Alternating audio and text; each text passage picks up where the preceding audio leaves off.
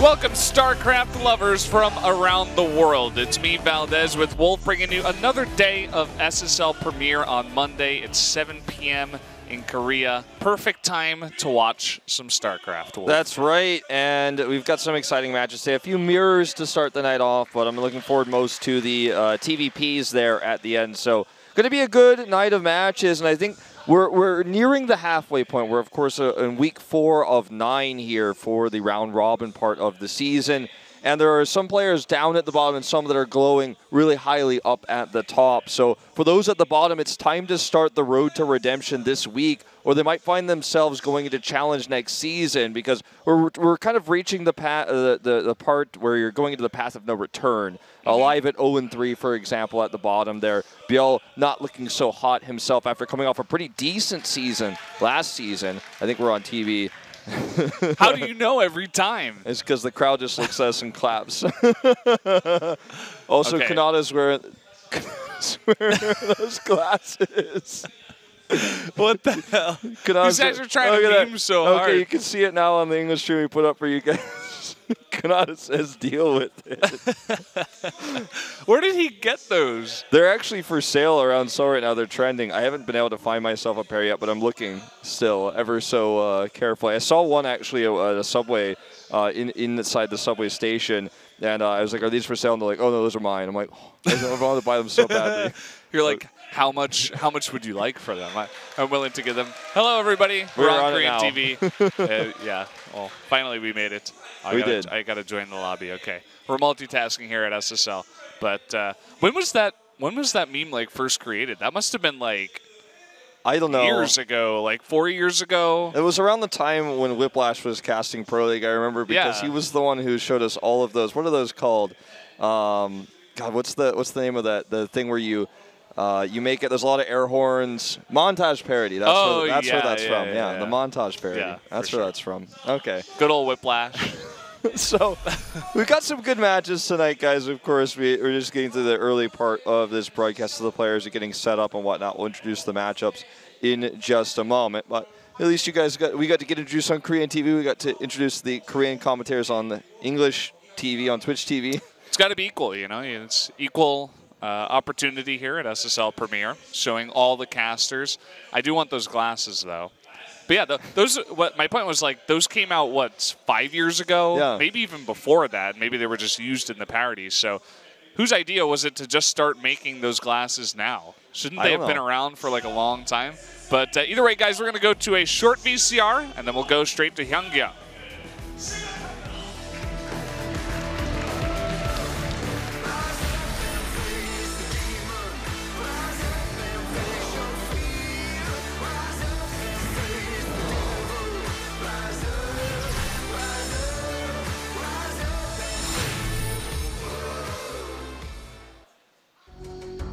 Let's go, says Stats, as he is one of the players here in our PvP to start the night. Classic versus Stats.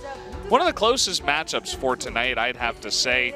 I think me and Reed, he was filling in last week, so we did after hours, but I think we both did vote for Classic, but in this case, I think Stats could definitely come up with the upset. I don't even know if you really want to call it that, because Stats is looking pretty good nowadays too. He definitely is, and it's a matchup that you have to give the favor to Classic. He's undefeated currently and 3-0, and Stats is sitting at the 2-1 score. Stats has shown more variety in his PvP builds, though, as if you look back at his PvP series against Deer. The way Hero's playing PvP right now as well. I feel like Classic's just playing safe standard PvP every time, which can be a double-edged sword because you can get exploited when you do that. You can get proxied if you miss the proxy scout. You're just trying to play standard. You end up losing to Oracles or something like that. So I feel like the lack of flexibility for Classic's PvP builds could be a weakness going into this series.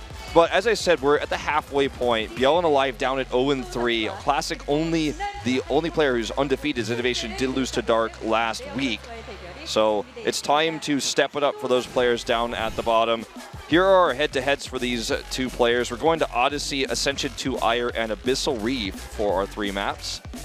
These guys have a ton of stats against each other, just in head-to-head total and head-to-head Legacy of the Void. You can see that's where they play the majority of their games. Also, both of these guys with good records against Protoss in the SSL, I suppose. It does say SSL right there. Would love to get a good look at all of the stats from across Korea, because that really is what represents their true skill in the matchup. But either way, still looking pretty good in the matchup for both of these guys.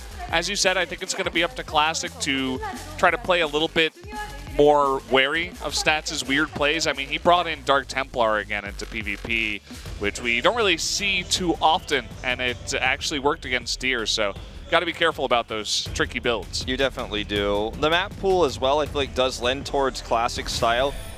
He's a fast expanding Protoss player right now most of the time, so whether it's aggressive Stalkers or the Adept opening with 2 gateways, he'll take that into a fast expansion, usually a quick robo. So Dark Templar, I don't think, going to be on the menu here for Stats, at least in this series. If he's done his research on Classic, I'd tend to avoid it myself if I were him. Yeah, it makes sense against a player like Deer, who likes to get aggressive with 3-gate openings, and that's actually the build that Deer did when Stats was able to win with his Dark Templar build. So it does make sense. I like what you're saying, Wolf. Well, let's see what Stats can do here. He is tied with Dark and Innovation and Solar. We've got a 4-way tie for second in terms of win and loss scores.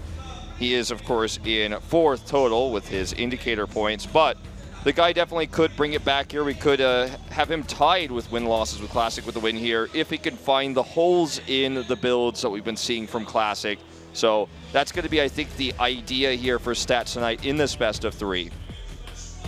Yeah, it's going to be a good matchup to start off. I know people sometimes, they look at PvP or mirror matchups and they're like, oh, you know, I don't want to watch this. I want to watch TVZ every single day. Well, PvP between Classic and Stats is going to be pretty entertaining, guys. So strap on your seatbelt, get ready for this game, because I'm getting pretty excited for this one. Me too, man. The old Telecom Wars matchup, the ex-SKT versus the ex-KT here for this first Protoss versus Protoss. The map is going to be Odyssey. Let's jump into game number 1.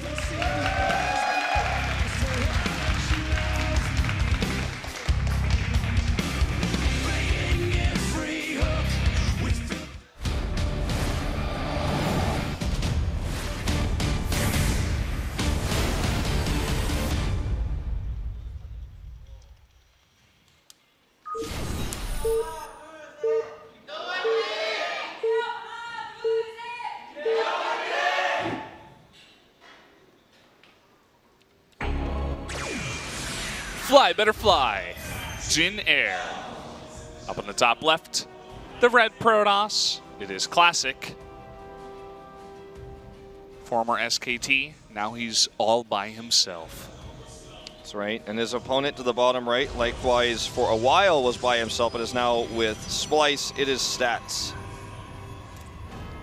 So a lot of their matchups were from the Protoss versus Protoss dominated era of early Legacy of the Void in Pro League back in 2016. So that's where that comes from. That you know, we were talking about earlier in their head-to-head stats, most of their matchups were in Legacy of the Void. About 12 and 14 in favor of Stats, as we were talking about. Classic did start to fall off in that era, though, and actually has really only recently returned to form. Yeah, it's Innovation's birthday tomorrow, by the way. And congratulations to Zest for his victory at Home Story Cup, of course. Yeah. Had to go through 2 tough opponents, Gumiho and Gun, so definitely a nice win for him. Definitely a story of redemption for him with the weak results he had in SSL last season, the GSL results, and somewhat of a rocky start to Challenge, but he did redeem himself, and you can't shake a stick at that. Those results, man, they speak for themselves. So in this opening, obviously, we have 2 mirror builds for this early game. We do have the first Probe Scout coming out for Classic, though.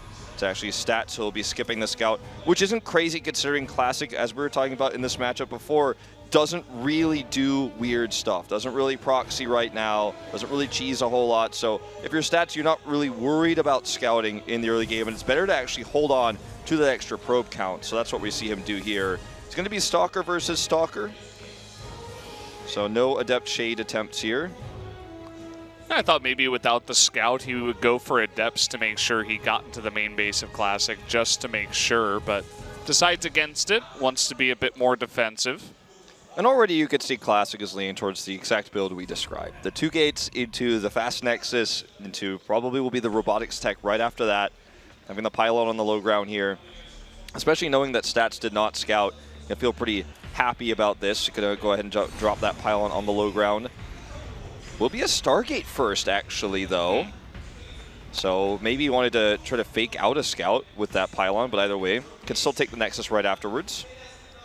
Look at how he's spreading out his Stalkers on the map here. This actually might get him into a little bit of trouble, but Stats not on the ball, not microing his Stalkers right away. Note that he followed up with 2 Adepts and does have his Mothership Core out here. He's actually the person to get his Nexus down first, very slightly. These guys with very similar builds, except that Classic skimped on a couple of units and a couple of probes to get out that tech. And I feel like it's going to be okay if Stats just plays a little bit more defensive with that Mothership Core. He shouldn't take all too much damage from this late Oracle. Yeah, I think the idea with a late Oracle is to, what you could do with a Stargate when you expand with this is, if it's a Blink all-in or some sort of aggressive play, you can make a Void Ray, you survive. If you make the Oracle, then when he's pressuring you, you backstab him with the Oracle. You go in there and grab those probes. So we're going to see the first little harassment here with the Adepts. They do commit to the Shade. No tight wall here with the probe, though. This is actually going to be pretty devastating for Classic's mineral line. Yeah, this is pretty gigantic. Look at all the probes fighting, too. He's going to lose 4 of them if he can target well. Doesn't do it well at the end, but gets 3 in a nice probe pull on about half of them. So trading that for 2 Adepts at this point in the game, pretty nice. Look at the probe lead already for Stats as both of these guys get their Nexi up. Yeah, it's going to be difficult at this stage with the Stargate also being scouted to match that damage on the side of Stats. You can see he's already split anti-air between both bases. He's going for the Blink as well. Actually, no anti here in the main base. I thought his Mothership Core was close enough, but I suppose not. We'll end up losing the even amount 3. Oh, the Stalkers from the right side not quite in range. And the Oracle gets away, so trading blows here are both of these players. That's a nice bit of damage, finding a tiny hole in the armor of Stats. Yeah, well done. Wants to force another overcharge here, it looks like. Forces a Warping of Adepts, actually. Classic is reacting to this very quickly. There's going to be the Blink follow-up back at home for Classic. And it's just a probe war right now, but as you guys know, with the skipping of the Stargate, Stats is just further ahead in that regard. Now this gold base hidden, well, the hidden gold base to the left side is actually going to be pretty surprising to Stats. Forces a Guardian Shield here. We'll have these Oracles taken away. We'll see if Stats can figure out what's going on, though. As that is going to be the next important thing with this game, as in PvP it's so difficult to kill your opponent once you both stabilize on 2 bases. If he doesn't realize there's a third and just assumes, okay, let's just move towards a 3rd base slowly, carefully, then Classic will get massively ahead. Well, this Phoenix is going to come in here, the hallucinated Phoenix, and scout both the main and the natural, but peeks over at the 3rd base location and sees nothing and just assumes, okay, he doesn't have his Nexus yet. If he thought, okay, something is weird in the main, I don't see enough stuff, I have to check the gold, he would have done that, but I don't think that thought went through his mind as he just lets that hallucination stop and he pulls it back. So Stats, he goes for his own 3rd base a little bit later and not at the gold, so these Adepts are designed to scout the 3rd base and then, you know, try to get some harassment done. When he sees there's no 3rd base, right now he might actually be happy about that. Scouts with these Shades and says, okay, you don't even have that much stuff. Are you trying to do a Blink all-in or something? Sees the Blink here, he's like, well, you don't even have enough stuff to all-in me, so I'm ahead. I have a 3rd base, you don't. But in a few moments, if he scouts again and there's still no 3rd base there and an attack hasn't come, that's when he's going to have question marks above his head. That's when he's going to go check around for the gold base, and that's very important. So the 2nd scout will be when he realizes this, but if he just falsely assumes right now that he's massively ahead, he may never send that 2nd scout and may get behind as a result. Already this base is mining with several probes. He's, I think, even sneaking another one down there. Stats at this point in time, I don't think he's scared. He's adding double forges and just pumping out only Immortals. He says, okay, I guess we're going really late game, and he's just trying to be as greedy as possible. I do like the play, and he should be fine. The only thing I would be scared about for him is you guys see that charge is on the way for Classic. With all the extra minerals, maybe he goes for a big couple of warp-ins of Zealots with the extra gateways and maybe attacks like that before Stats can get out enough Archons, especially because he went for double Forge. And seeing Classic go for double Forge too, maybe this is just the new thing that Protosses have been doing, especially on big maps like Odyssey, where it's very hard to attack. Yeah, on a big map like Odyssey, you end up in this situation where you're 3-base against 3-base, but Stats is like, well, he can't kill me, so I'll just get further ahead for the late game that is inevitably going to come. And the best way to do that is going to be with upgrades, not units, because a few extra Stalkers isn't going to be as significant with the economic advantage he thinks he has. But what's interesting about the situation now, too, is because we don't see a big warp into Zealots, we don't see that much harass, the gold base is really only temporarily valuable. Well, as to say that he takes another one, but it's not going to get him as much long-term value as a third base of Stats. They might not very quickly. There's less minerals there, so if you don't get anything from it immediately, it doesn't matter. But he does see it now. This is just getting a bit crazy. There's another Nexus on the right side. That's for Stats. It's going to be his fourth base as a gold. This is just one of the more passive PvPs we've had in SSL. Yeah, I mean, PvP definitely does get to this stage pretty often, just not this passive, as you were saying. Like, generally, there's some kind of skirmish. Maybe somebody goes to go for a bit of a timing and maybe attack the third base, something like that. But both of these players laid down their arms and said, okay, no attack 20. And they're just kind of sitting here outside of a couple of pieces of harass that really didn't do all that much. We've just been macroing up, and when it comes to macro, if you want to try to decide who's ahead at this point, Stats is slightly ahead. He's got more probes. He does have the earlier upgrades. He's going to eventually have his charge. The only thing that he is going to be a little bit behind on is Archons, I guess. Well, Classic does warp them in, but Stats is not far behind on that. He just got, this is the one wave of Zealots from that extra minerals that you were talking about earlier with the charge that's finally here.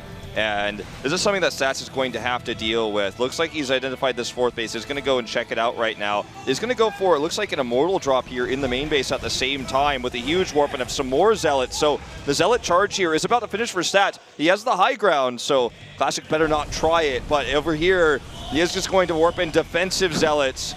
It actually is going to be enough to hold for a little while here, but the overcharges are not in range. He's buying time, you know. He does step outside of those overcharges, which is not the best, but it looks like his focus was over here in the main fight that Classic actually didn't even take. Classic just continuously going with more and more warp-ins, but those two Immortals didn't actually do all that much damage. This Oracle over here getting a bit of damage, and Classic looking for a hole, going actually straight into the natural here. Looks like he's desperate to find damage right now. He's about to be a set of upgrades behind. He doesn't know that yet, but he knows that this gold base has been up for a while. He needs to actually basically go for the throat right now. He has the better concave with these Stalkers. The range is immense, and here come the Zealots. They're going to get on top of those Immortals, popping out those barriers, but Zealots coming in from the right sides here from Stats. He needs another warp, and I'm not sure he's going to have one. It's basically pure Immortal here, and he is going to have to get out, and I think this may just seal the deal for Stats, who will now complete his 2-2 upgrades. And what is Classic to do from here?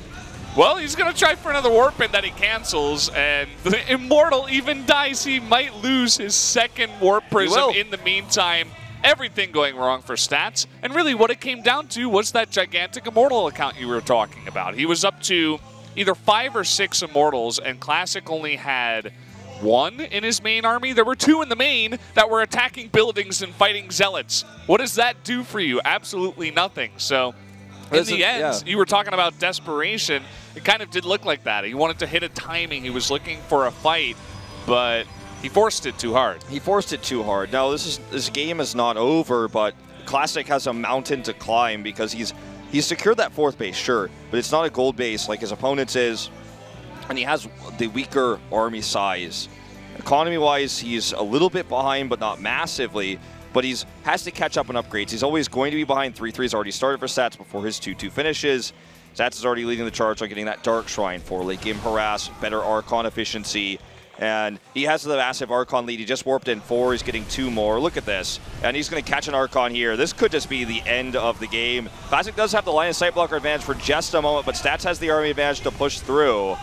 Yeah, look at that giant force of Immortals in the back that still remains. We do have a big warping of Zealots here, but as the rest of Stats' warpins, he's trying to focus down the Warp Prism and he gets it. That was a huge snipe there for Classic. Yeah, but the Immortals are still doing so much because they're so tanky. They're not targeting properly, but they're just so powerful anyways. Could have actually done a better number if they had been targeted on Stalkers specifically. Here comes the Warpin he was looking for. Actually, this is the Warpin of Classic behind here. No other Prism for Stats. His army gets caught, and all it takes is one perfect engagement here. Stats a little bit overconfident into that line of sight blocker, and he just gets shut down. The Zealots more cost efficient than the Immortals if they can get on top of them. And I cannot believe what we are seeing. He's actually going to turn this game around potentially. Somehow, some way, Stats went a little bit too far down the map, and as you were talking about the line of sight blocker, everything going wrong, that Warp Prism being sniped by just the perfect amount of Stalkers that Classic had left over was also very, very key. And yeah, I mean, Stats is going to be ahead on upgrades now, but Classic is getting a mothership. So I think this game is kind of reset into a very even stage, and Stats really just going to be relying on those upgrades here. When you look at Stats' economy, we talked about how much of a larger economy he had for so long. Doesn't always show in the army supply because there's a limit to what you can do with warp-ins, right? You don't make mass amount of gateways so that you have no money left. So he has a lot of minerals because he spent all of his money on those Archons, all of his gas. So he has a massive mineral lead, and that's going to go into this Warp Prism. That's going to go into this Zealot harass that he can afford. It's not expensive for him to warp in, say, 8, 9 Zealots into the main base, do that harassment. Photon Cannons here, not going to be enough if he commits to the Warpin, but the Prism is in range. Oopsie daisy, that's not what you want. That was a huge opportunity wasted. It's not the first time. Again, I mean, Stats really needs to be on top of his Warp Prism control. He's being extremely aggressive with that. Nice bit of harass over here, but not going to do all too much. And, well, now it's gotten very passive once again. Stats was looking for some harassment at 2 parts of the map, trying to shut down the extra base of Classic while distracting him in the main, but because that failed, now he's just sitting back at home. The Stark Templar, though, is going to be pretty nice. Yeah, we always have to remember that managing observers late game is harder than it seems, right? So he's actually making one right now. I want to check. He has 3 on the map, just no one near that base, unfortunately. So it looks like it finally got cleaned up. But we talked about the Dark Shrine having an impact here, and when he added it, and it is very powerful in late game because observer management is so difficult. And if you end up losing all of yours, it could be in a disaster shape. Look, he just loses all the power of these gateways that are Tosis pile in there. He has 4 observers, and yet still, Stats finds a way to find value with these. But this is not the angle he wants to take here necessarily. There is an observer with this army. So many Archons on the side of Stats. Mothership targeted. It does go down, and so many Archons here still available. Nice big warp in for both of these guys, but Stats' army is just way, way too big. Really nice concave there as he goes for that fight, and just the right composition will win it here. You guys can take a look at the supplies, and that will mean victory for Stats as he takes game number 1.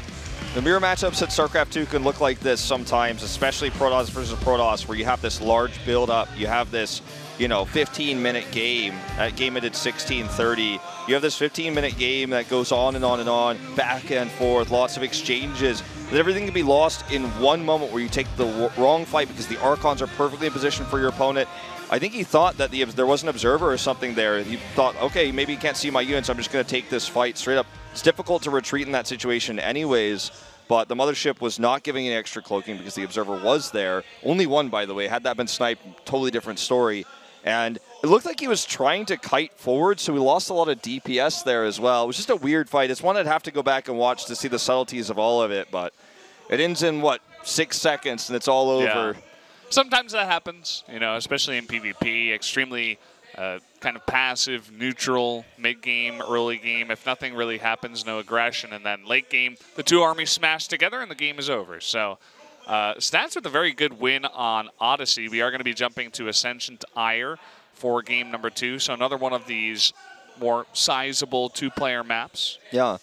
Well, it was really tricky what we saw there from Classic. A little bit unusual to take the gold base, not have that fast robo, had a weaker Immortal count in the early parts of that game. And it looks like basically what we saw from Stats is instead of trying to do something tricky to the passive, Classic is just play your own greedy game. Get the double forge early. Take a third base. Just sit back and macro. Win the late game. Don't try to punch a brick wall. Just try to sit back and defend yourself. Yeah, so guys, we're jumping into game number 2 right now. Classic versus Stats.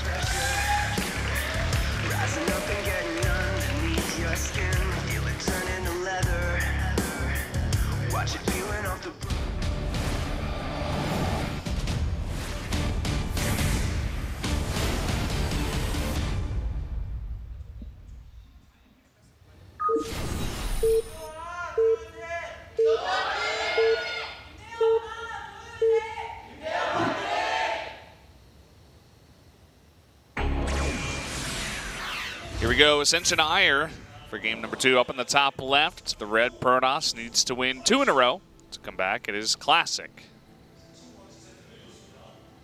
And down here to the bottom left in blue, his opponent is Stats.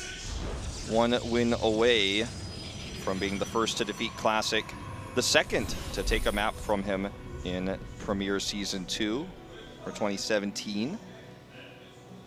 Let's see what he is going to have planned for Ascension to Aiur. Another large map. This entire pool is just filled with large maps for this best of 3, so you might see more games like the last one. And look at this, a gas first. I don't know when the last time I saw this was. I feel like 2 years ago or something ridiculous like that. It's probably when you were watching me play and I was just out of my mind and accidentally made gas before Gateway. No, it's the perfect timing to go for the Void Ray all in, so that's why it is. Mining just 1 in the geyser. 1 at a time out of that Nexus, I suppose. Okay, it goes into the second one, but will just be a fast Nexus with this. So saving the extra 75 minerals from the second geyser, but still maintaining enough gas mining to have enough for, I suppose, the first Warp Gate research and Adept coming out when the Cybernetics core is finished. So the extra mining here in minerals will allow him to make the Cyber core and now get that second assimilator. So it's just an alternative way to get a fast Nexus, not going to be the Nexus first, but a safer version of what is essentially the greediest opening you can do in PvP. And it feels like Stats, we talked about how this series would be defined as to whether or not he deals with Classic safe style, his fast expanding, his more passive approach to the game. And what Stats has done so far in both games is just simply play more passive than Classic could have even imagined, play greedier. And we'll see if this works out again in game number 2. So you want to play that game? I know how to do that too. But I don't know, I feel like I remember when I was sitting down with Reed as we were doing After Hours and we were saying, Classic, he made Deer look silly. He 2-0'd him, it wasn't close. And Stats, on the other hand, had a lot of trouble against Deer. It was, you know, looking like a totally different series, but I just love the way that Stats is so calm under any pressure. This guy has just become so much more of like a veteran here. I know he's been playing for like 8 years, something ridiculous like that in terms of being a pro gamer, and maybe that's where that confidence comes from. But Classic has also been around for a very long time, and I feel like he's definitely one of the higher level players in Korea that still has problems with trying to force fights or taking like, it almost looks like he's playing nervous, but I know that he's not nervous. It just looks that way when he plays. I don't really know how else to explain it. It's like he makes these decisions that are sometimes not very sound. I would say that I think he's still a great player. Yeah, the best way to describe what you're saying, I think, is to just say he's a very emotional player. And even some of the best players in the world are very emotional and can get affected by even the slightest of mistakes, whether it's missing an Oracle flying into your mineral line or that one Widow Mine hit that just was too good and killed 6 probes. That's the kind of thing that could really get into your head. If you think back into the history of emotional players, Marine King was one of the most emotional players in StarCraft 2's history, right? And would very often get so frustrated that he would lose the game in the early game just by probe killing his SCV building his CC first, right? Yeah. You could see it on his face. It would affect him massively. Idra, a Western player, very emotional. Naniwa, these very emotional players. And through the past history of players like MVP and Nestea, considered to be some of the greatest StarCraft 2 players of all time, were not very emotional. And, you know, Classic's a multi-time champion, but I think it's not lack of experience, it's just lack of control. And we'll see if he can you know, continue this momentum he's on, because again, he's undefeated in SSL right now. He went 2-0 in his GSL group for the round of 32. So this guy is definitely on the up and up again. This is not the first time he's looked this dominant. Yeah, I mean, the round of 32 for GSL for him has got to feel like just a qualifier or something like that, because he's been through that so many times. I mean, he's one of these guys that almost always at least gets to the round of 16. He's always showing his face over here at the SSL as well. So, you know, I wasn't saying that he was a lower level player or anything like that, because that's very far from the truth. It's just one of his more obvious, like, twerks. Yeah. That's not the right word. I would say weaknesses, really, weaknesses, right? Yeah, that's a better word than twerks for sure. Not sure where I was going with that one. My mind's in other places tonight. But yeah, he's I think he's still pretty good. But stats that early Nexus, it did pay off for him. In fact, as he did get a pretty small lead. His warp gate research was a little bit behind, but his tech is slightly ahead in terms of the blink. Yep, he had more chrono for longer, so actually has faster 50 probes too. He had the, you know, the extra first probe really advantage there. Maybe a second one he squeezed out before Classic was able to complete his Nexus. The advantage Classic has over stats right now really harkens back to what we saw in the last game, and it's the Immortal count. So sure, Blink is done here first, but I don't think he'll be able to do anything with it, as the Blink of Classic will finish in about 15 seconds or so here. And he has the Immortals that basically counter it. Here comes the Blink. Ooh. It's almost done. And the Immortals are just going to make it very difficult to do anything with the heavy Stalker commitment that Stats has had. But if he doesn't actually stop this Blink into the main base, didn't react to this very quickly, this could actually be something that turns things around. Nice defensive Blink there, though. And these Stalkers are going to have to get out. Yeah, like that Stats is trying to do little things like that. He's taking control of the map, even though he got an earlier natural Nexus, an earlier third Nexus, and now an extremely early fourth Nexus, too. This guy is just full greed mode in PvP nowadays in terms of the economy side, and it's paid off for him in game number 1. As long as he can take better fights comparatively in the mid-game, to game number 1, he should be in a great spot here. Yeah, and he's not as far behind in upgrades as Classic was last game. And he knows that with that Blink in, he saw that there were, sure, Blink Stalkers on the side of Classic, but very few. So his army is much less mobile than Stats' army. And so he knows that an attack on his fourth base is very dangerous for Classic, very risky, and he is very much vulnerable to counterattacks if he decided to go for it. So even though Classic doesn't know about the fourth, if he did, attacking it would not be easy right now. So I like the decision-making here of Stats. Given that little Blink forward, he gained so much information from that. And I think all the decisions he's making afterwards are brilliant. Going to just continue to follow up Scout here with the sentry count he built up earlier. We'll see that Archons are about to pop out, sees the Stargate, which means that Classic is yet again going to go down that Mothership path, so he needs to remember the Observer management in the late game, something he's going to have to focus on. And, yeah, I mean, he also identifies there's no Dark Shrine or anything like that. Yeah, all these guys getting a nice bit of scouting done on the map, and Stats in the interim has caught up in Immortals. He's very close, only one behind. So this game is pretty even, except that Stats was able to squeeze out some more probes and get slightly ahead, ever so slightly, in this game. And it's kind of got to the same place again. We've been here for 8 minutes and nothing has happened, basically. This time even less harassed than game number 1. That's what you get with PvP and big maps, and you know, such a passive player like Classic, and then Stats, who's clearly just trying to counter that by being even more passive, being greedy. So we're seeing a small movement around the map here, but Classic controls the high ground. Still, though, I don't think his army is large enough to contest this. Nice pickup here on that Immortal that lost its barrier. Got to be careful for that Warp Prism. It's warping in right now. Stats not going to take the bait, but he has a nice warp in of Zealots coming from the bottom side. Not going to take the fight just yet. He has secured the high ground once again, and so Classic in a bit of an awkward spot, and he actually moves away and gives Stats the ability to come down here to the low ground and get even closer to Classic's base. He wants to buy enough time to get that the mothership completed, the warp-in of that. The fleet beacon is done. 1-1 is on the way here for Stats, actually. He's double forging yet again. This is kind of awkward, the prisms. But the longer this game goes on, if Classic does not make a second forge, that upgrade advantage is definitely going to be there, especially for the Zealots. And here we go. Big warp-in in the main base. Those two Zealots are not even close to enough. Yeah, look at that go down too. He is not handling this as well as Stats did in game number 1. And Stats going for the big fight at the same time. A much better concave, but a lot less Immortals.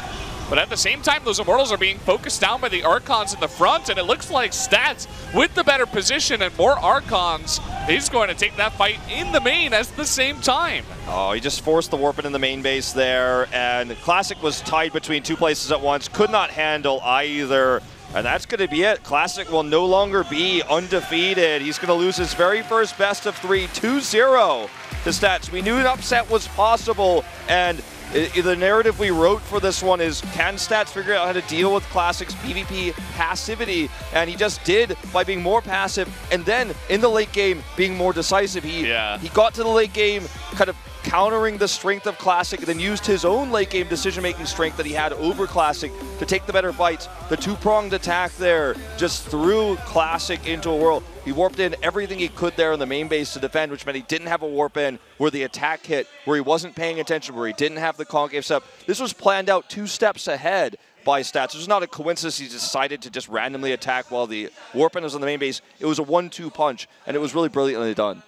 Yeah, and it all came from that early advantage that he did get as well. You know, able to take that big fight at the third base, I think it was, very easily just because of his positioning, getting those Archons in the front, dealing with those Immortals, and he just had less stuff than Stats at the same time. So, I don't know, Stats coming in looking good today. I mean, you and I did run into him at the subway, so maybe we rubbed off a little bit of our charm onto him, and somehow he was able to win. But definitely looking good tonight, and that definitely makes this entire group of 10 players a lot more interesting because nobody's really on top anymore. I mean, Innovation is still this really scary guy, but he did lose recently, so looking mortal at least. Yeah, I mean, Stats losing today, Innovation losing last week shows that no one is perfect in this tournament, and Innovation looked perfect last season. There's always the massive favorite when you look at these round-robin groups of SSL, but this time, not so much. And I'm excited to see how our second mirror matchup goes. Maybe Bill is able to make Dark bleed a little bit more as well. He really needs to, because he is down 0-3. Yeah, definitely needs to. I don't think he is going to, but that wouldn't be the first prediction that I would get wrong tonight, but he's going to have to prepare some pretty sick ZVZ. So, guys, we're going to go to a quick commercial break. When we come back, it'll be Biel versus Dark.